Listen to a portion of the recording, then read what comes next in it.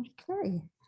I think we have our judges back. My name is Rebecca Tinder. I'm the West Virginia We the People Coordinator and your facilitator for this unit. The judges will introduce themselves, and then you students will introduce yourself and your teacher, and then we shall begin. Well, good morning, Oregon. And for you, it really is morning, I know. So thank you for getting up for this. My name is Joe Stewart. I teach in the Political Science Department at Clemson University in South Carolina. Been involved with the We the People program for a long time and very much enjoy these conversations that we have with you. That's what we're going to do. Relax. We're just going to have a conversation with you. And congratulations on getting to the national finals. Thank you. Thank you. Thank you. Morning, Oregon. I'm early morning with you as well, and I'm looking very forward to your testimony. My name is Lynn Simons, and I'm the Chief District Court Judge for the Second Judicial District Court of Nevada. I'm an avid We the People fan and have participated at every level, from coaching to regionals, to dress rehearsals, to this year state and nationals. And I think that Joe's right. This is a conversation. We really are looking forward to hearing what you have to say. So everyone's nervous, take a deep breath. Thank you. Good to see you, Oregon. It's Hank Chambers, law professor at the University of Richmond. Been at this for 20 odd years. It's always good to see you, Oregon, and I'm sure you all will represent well. Looking forward to a good conversation this morning. It's nice to see you. Yeah. Please introduce yourselves and your teacher. My name is William McCracken. We are Unit 4, and we are from Grant High School in Portland, Oregon. My name is Lexi Miller. My name is Ellie Seed. It's great to be here. My name is Teddy Coates, and this is our great teacher, Ms. Dee Pasquale. Okay, great. Well, for today's discussion, we are focusing on question 2 again. So I'll read the question and we'll listen to what you have to say about it. The president ought to communicate such papers as the public good would permit and ought to refuse those the disclosure of which would injure the public. Do you agree or disagree that the executive can withhold or disclose information at her or his discretion? To what extent, if any, has the claim of executive privilege expanded presidential power since its inception? Are the constitutional powers that enable the other two branches to counter executive privilege claims sufficient? Why or why not? You may begin. Thank you. Sunlight is said to be the best of disinfectants. We agree with Justice Brandeis that transparency most often serves the public good. For example, President Biden has selectively released intelligence to expose the Russian invasion of Ukraine. That being said, the president must be able to protect some information, like diplomatic, military, and intelligence gathering secrets.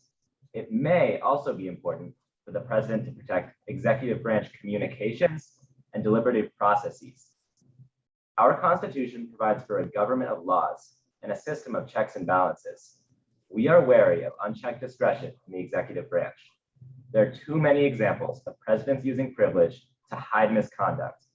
President Nixon attempted to hide his involvement in the Watergate scandal, and President Trump attempted to block the release of documents regarding his firing of James Comey, his holdup of military aid to Ukraine, and his involvement in the attack on January 6th. In U.S. v. Nixon, the court defined executive privilege as a protection for, quote, communications between high government officials and those who advise them. This was first considered in the Arthur St. Clair investigation in 1792 and has been asserted by presidents ever since 1795, when George Washington refused the House's request for papers regarding the Jay Treaty. Washington asserted diplomacy required caution and secrecy. Similar assertions were made by presidents who followed until executive privilege was recognized in Nixon in 1974. We do not believe that claims of executive privilege have significantly expanded presidential power. Presidential power has expanded since 1787 because the country, society, and the world have changed exponentially. The power of the president has expanded primarily because of congressional delegations of authority in response to the demands these changes have placed on our government. Despite the growth of presidential power, by our own count, the actual number of executive privilege claims has remained mostly stable. The judiciary's constitutional powers are sufficient to effectively check executive claims of privilege, but Congress's are not. No executive officer has ever disobeyed a final court order to turn over documents, and the courts can employ their contempt powers to enforce orders through fines, imprisonment, and criminal prosecutions. Congress is a different story. When an executive officer claims privilege in response to a congressional subpoena, Congress is forced to file a lawsuit seeking judicial enforcement of the subpoena. These lawsuits are notoriously inefficient. Until the 1930s, Congress exercised an alternative arrest and custody remedy, but this set up unseemly conflicts with the executive and was still subject to judicial intervention. In 2019, former White House counsel Don McGahn refused to comply with subpoena from the House Judiciary Committee. The committee sought judicial enforcement, but the convoluted lawsuits took over 500 days to resolve. The problem with judicial enforcement could be improved by legislation that would require for courts to hear congressional subpoena cases on an expedited timeline and provide for direct appeals to the Supreme Court. Representative Adam Schiff articulated his frustration, saying, without enforcement of congressional subpoenas, there is no oversight. And without oversight, no accountability for the former president or any president, past, present, or future. Without enforcement of his lawful process, Congress ceases to be a co-equal branch of government. Thank you. We are now ready for your questions. Thank you. You're clear in offering at least one path for Congress to try to rectify that imbalance, and you've pointed out the problems with that. Are there other ways that Congress could try to rein in executive privilege? And if so, please let me know. One way that could be used, but might not be the best idea, would be to for Congress to resume the use of their inherent contempt powers, which was established in Anderson v. Dunn. That is where the entire House or the entire Senate votes to authorize the Speaker of the House or Senate to arrest a person who has failed to comply with the subpoena. However, in Myers, the Committee on Oversight, the DC District Court said that might set up unseemly conflicts with the executive branch if Congress were to use that. I would say another thing you could do to make the consequences of rejecting or not complying with the subpoena, you could change that misdemeanor, and make it a felony. You could make the charges for not complying with subpoenas far more risky and not something that's worth doing and not worth trying, because it often is used as a tool to slow down congressional investigations and instead of used for the right reasons. And currently that misdemeanor charge is only about up to a year sentence or $100,000 fine. And for many of these high up officials, that really isn't much in the scheme of things. Okay. So along these, you identified really how complex it is in current times. There's a concept that power corrupts and absolute power absolutely corrupts. Do you think that if that is the case in the executive branch, that what you've identified in the judiciary is enough? And the same question with regard to Congress. You've identified limitations with Congress, but is that enough to balance that absolute corruption? I think that with a more efficient way of pursuing subpoena claims, it would be sufficient to counter this absolute power.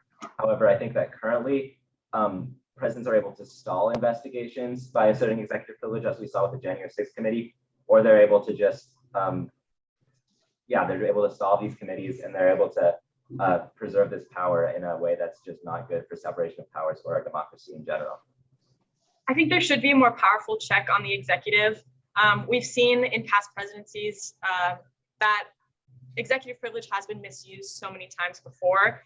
And it's unfortunate because, in the start of the United States, the George Washington administration was very cooperative with Congress.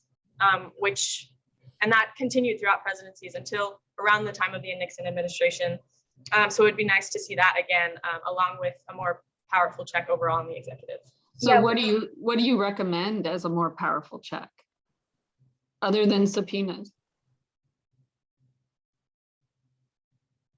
I think that the tests put forth in US v. Nixon and by the DC Court of Appeals in Nixon v. Committee on Oversight could be amended to provide a less stringent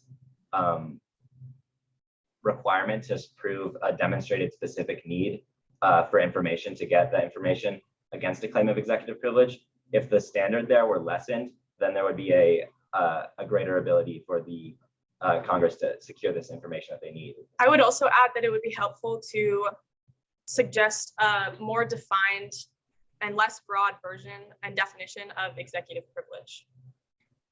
So is this just a matter of politics from a constitutional structure perspective? I think in many ways it is. However, the Supreme Court has a political question doctrine, and they've declined to use that in US v. Nixon and henceforth in the cases that have followed. I think that there's politics involved. Obviously, it's two political branches, but at the same time, we need to have the judiciary, which is a less partisan branch, to be able to mediate these conflicts to create a better system of separation of powers. If the judiciary use the political question doctrine every time executive privilege was brought to the court, then the executive would win every time between the legislator and the executive, and then there would be no checks for the executive. So is Congress powerless in political matters to get the president to provide information? I don't think so. When Congress conducts an investigation, they have a clear and absolute reason to. And so I think that's the main reason that the executive branch should cooperate with them. I mean, we're seeing in January 6th, in the January 6th investigation, we're seeing executive officers not even exerting executive privilege correctly. Peter Navarro and Dan Scavino didn't even go to testify to say that they were exerting executive privilege. So they technically did not exert it correctly. So they're using it as a political tool to stop and halt investigations that are hurting the previous administration. So it's not being used in a correct way. It's not being used to protect people. It's being used to harm investigation that is very necessary. The president is not, time and time again, they have not been using it for their article duties. They're using it out of self-interest. Yes. I also think it's worth pointing out that in many cases, the step of involving the judiciary is not necessary. Sometimes Congress and the executive are willing and able to come to an agreement to accommodate the needs of each other, the needs for privacy in the executive branch and the needs for oversight and transparency from Congress. Well, as I understood, part of your argument, Congress in many ways has created the problem by delegating so much power to the executive. What about the solution of just having Congress admit it's part of the problem and quit delegating so much power? Would that help? I think that would help at improving transparency and reducing abuse in the executive branch.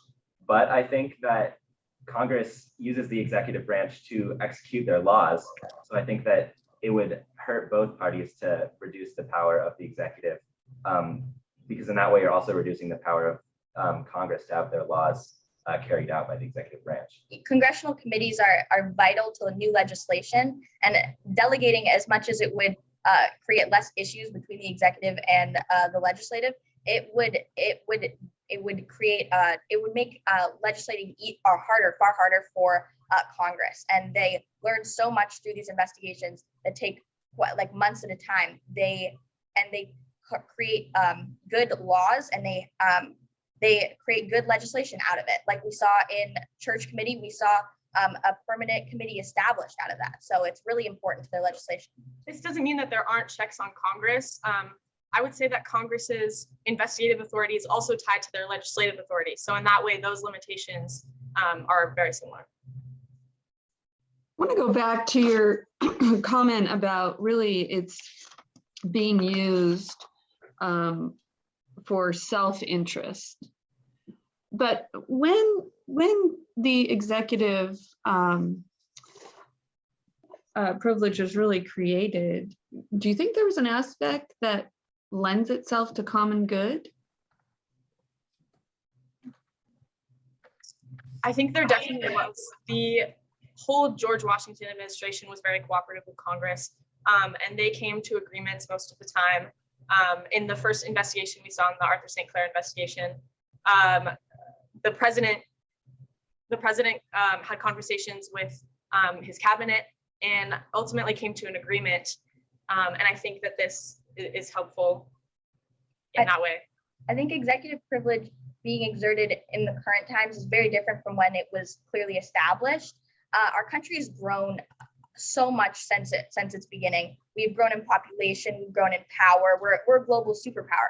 So exerting executive privilege has become more dangerous. That's not to say that it could be used for the common good. It could be used in positive situations. It's just far easier to abuse it in the current times. Yeah, I mean, ever since United States v. Nixon, we've seen time and time again that presidents use it out of self-interest, and it's harder and harder to see why they would exert executive privilege for any other reason. It's been really difficult to find anything since Nixon that I can say that has been a valid use of executive privilege, and we've struggled with that immensely. I would also add that there is common good to be had from selectively releasing information. President Biden has done that in the lead up to the Russian invasion of Ukraine to rally an international response and produce these very stringent sanctions that we've seen by showing the international community that this invasion is really going to happen. So should we presume that all documents should go to the public? No, I think a lot of what happens between the three branches of government, and particularly the Supreme Court, is really sacred information. May I finish my thought? To finish that sentence. Okay. And you know, these conversations happen in private all the time, and I think with the publication of those conversations, it would, you know, destroy the overall workings of those branches. Okay, thank you. Thank you. Well, very good job. Very good job. We want to give you some comments.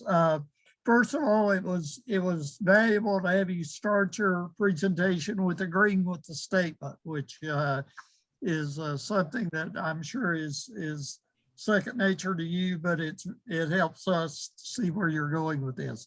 I found your discussion very interesting. You talked about being wary of the growth in expanding presidential power. I wish we'd have more time to talk about how that power has expanded. And I like the mention of the congressional delegation, because there are arguments that a lot of the growth of presidential power has been because Congress has ceded power to the executive branch. It struck me that you dealt with a lot of what I would call blunt instruments in terms of Congress trying to exercise power. Think about if the problem is one of an information asymmetry, that the executive has more information than Congress, how can Congress increase that information that it has? And Congress has tried with things like Congressional Budget Office, Government Accountability Office, both arms of Congress that you should pay attention to also.